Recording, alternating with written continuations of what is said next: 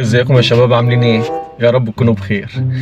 انت لما بيتنصب عليك عموما في اي حاجة ما بتكونش عايز تحكي، بتكون عايز تظهر بمظهر البرم وكده، وانت اصلا متليف وريحتك فايحة، بس ايه بتقولها ما بينك وما بين نفسك كده وانت مبتسم. وانا اتنصب عليا ولا ايه؟ عارفين انتم الاحساس ده؟ وبتكمل حياتك عادي. عايزين تعرفوا ليه النصب منتشر قوي في المجتمع كده؟ بص على الماكت المصغر للمجتمع وانت تفهم. الاسره في البيت كده شويه نصب، هو مش نصب قوي، هو عشم، شويه دلع، ملح وفلفل، حاجات كده على خفيف لذيذه يعني، وكله من عمايلنا طبعا. النصبايا حضرتك بتبدا من زمان، من ايام وضع حجر الاساس وقص الشريط، من اول يوم جواز، يوم الفرح، اول ما العروسه تخلع الطرحه والاكستنشن والرموش والعدسات والكعب العالي، وتشيل الحواجب والملامح، تغسل شعرها وتضرب الكحك. المثل بيقول ايه؟ امسح مكياج مزتك تلاقي فتح ابن عمتك. معروفه. تلاقي نفسك قاعد مبتسم كده وتقول هو انا اتنصب عليا ولا ايه؟ وبتعدي. بالنسبه لها هي بقى النصبايه بتبقى اتقل. ليه؟ احنا ما عندناش مكياج للرجاله، خلينا صراحه، احنا مش هنتكسف من بعض. الشكل مقدور عليه، اكستنشن، وشين معجون، وشين بلاستيك، وش نظافه، وشويه رفايع، وكل حاجه بترجع زي ما كان. المشكله ان النصبايه بتاعتها هي بتبقى في مقتل، بتبقى في الشخص نفسه، في الراجل نفسه شكلا ومضمونا. يعني مثلا الشخص الكريم اللي مغرقها هدايا ده لما تلاقيه فاتح جعورته قد كده علشان راح جاب التين شوكي من الراجل الحرامي اللي بيبيع الواحده ب2 جنيه وهي في كل حته بجنيه ونص. ما ينفعش يعني الشخص الرومانسي اللطيف اللي كان بيقول لها خلي بالك من نفسك وهي داخله تنام، دي اللي مسكها بهدلها بقى بعد كده علشان جابت له ورد علشان غالي وبيشفط اكسجين وهو نايم وبيلم نام. الشخص الجنتلمان اللي كان بيشيل عنها شنطتها ويفتح لها باب العربيه لما تلاقيه بيشيلها بقى الواد وبقاله الشهر والشنط وقفص الفاكهه ويجريها وراه عشان يلحق الماتش في البيت. يعني هي بتيجي بعد الجواز بفتره كده وهي قاعده مع نفسها تقول انا شكلي اتنصب عليا ولا ايه، وتكمل حياتها عادي. بعد كام سنه بقى من الجواز النصب بياخد شكل اوسع واشمل واكتر احترافيه، شكل عملي جدا. كل واحد بيبدا ينصب في الحته بتاعته. يعني مثلا الزوج بتبدا تنصب في الاكل، الصينيه مثلا ما خلصتش ومستجدعه معانا بقالها شهرين ومرميه في التلاجة وبقت عشره، نرميها؟ لا، ازاي؟ نزود توابل ونخبي فيها الفراخ المسلوقه ونسخنها. تبدا تتعود تسمع منها جمله ايه؟ لا هو مش حمضان طبعا، هو ممكن بس تلاقي الصور كريم لزق شويه، كلمتك بالانجليزي فانت بتاكله وخلاص. او لا يا حبيبي اللحمه مش محروقه، ده تلاقيه صوص الباربيكيو الهندي الداكن، فانت غصب عنك بتاكل وانت داكن. شويه نصب خفيف من النوع ده. برضو ايه، هو بيبدا ينصب في الحته بتاعته.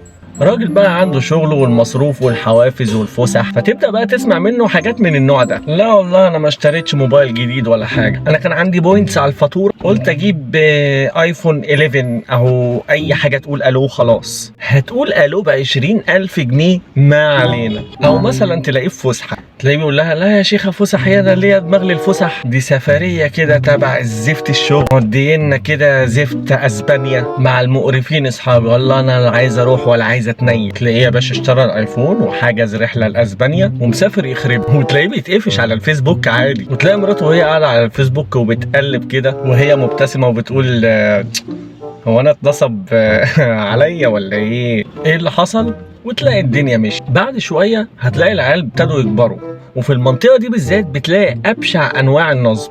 اشهرهم نصب الاب والام على اولادهم في العيديه. انا عن نفسي كنت بتقلب في العيديه عادي، عيني عينك كده فله، بحجه ايه؟ ان هي ممكن تقع مني يعني، او حد هيخطفها، او لو شم خبر وبتاع على طول يقوموا قافشين العيديه. وطبعا الجمله الشهيره بتاعت بص يا حبيبي احنا هنحوشهم لك معانا لحد ما يبقى مبلغ كبير وتجيب حاجه كبيره وشكرا.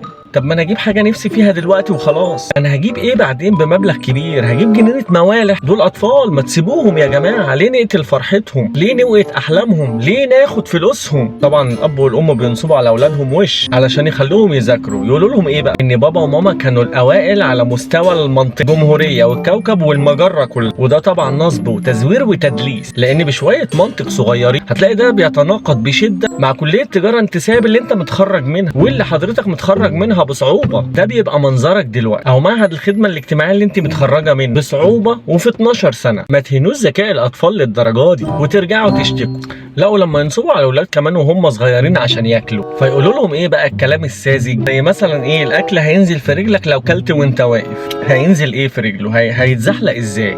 ولو بناكل واحنا قاعدين هيحصل ايه؟ هينزل في الارداف مثلا؟ هينزل في الركب؟ او لو ما خلصتوش الاكل اللي فاضل منكم هيجري وراكم؟ ما يجروا ورايا. ايه الرعب في شويه رز وطبيخ بيلحوسوا الارض بصلصه كده ويجروا ورايا ويتدقلجوا؟ هيعملوا فيا ايه يعني؟ ايه الرعب في الموضوع؟ لا، لما نيجي ننصب بقى على الاقل ننصب بشياكه. لما تكبر بقى وتفتكر الكلام ده وتبص لكرشك وتبص لكل الاكل اللي انت اكلته علشان بس ما يجريش وراك، هتلاقي نفسك بتقول ايه ده؟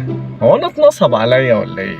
وهتكمل حياتك عادي. ولان الايام دول بقى هتلاقي العيال دول واحده واحده بيتعلموا مبادئ النصب اللذيذ ومرسوم معاك ويتقلب السحر على الساحر. مامتهم مثلا تقول لهم روقوا الاوضه، ياخدوا كل الحاجات ويلموا كل الحاجات ويحطوها تحت السرير، تلاقي الاوضه فله وتلاقي السرير طاير من على الارض شبرين ما تعرفش ازاي. ويقرروا كمان ينتقموا من العيديه المنهوبه، انت ما تاخدش عيديتهم وهم صغيرين وهيسيبوه، فيبتدوا ياخدوا اي فكه طالعه من اي مصلحه، سوبر ماركت، مكواجي، محصل كهرباء، بمنتهى البجاح وعلى عينك يا تاج، لحد ما يتودكوا بقى وعودهم ينشف كده ويجمدوا قلبهم ويخبطوا اول خبطه، يبتدوا يعملوا الشغل اللي على تقيل بقى، يبتدوا يقلبوا اهاليهم في فلوس الدروس، الكتب، الملازم، السناتر والرحلات واللازم منه، لحد ما يكبروا ويتخرجوا ويحبوا ويرتبطوا ويتجوزوا ويبداوا بقى دايره النصب اللذيذ الاسري ده، يبتدوها من اولها خالص. دي جمعيه ودايره يابا. انا من رايي نلم الدور من الاول، بلاش ننصب على اولادنا علشان ما نبقاش بنجهزهم يبقوا نصابين. انا شخصيا بصارح ولادي بكل حاجه، بقول لهم ابوكوا بيشقى عشان يعمل لكم احسن مستقبل. يا خوفي بس بنتي بعد كام سنه تبصلي كده وتبتسم كده وتقول في سرها هو انا اتنصب عليا ولا ايه؟ سلام. مبسوط معاكم واتمنى طبعا دعمكم، وما تنسوش تتابعونا على صفحتنا على الفيسبوك وعلى الانستجرام، والسبسكرايب الجميل واللايك والشير والتعليقات اللي هرد عليها طبعا بنفسي، واللي ما فعلش الجرس يفعل الجرس عشان لو في جديد يوصله كل جديد. شكرا.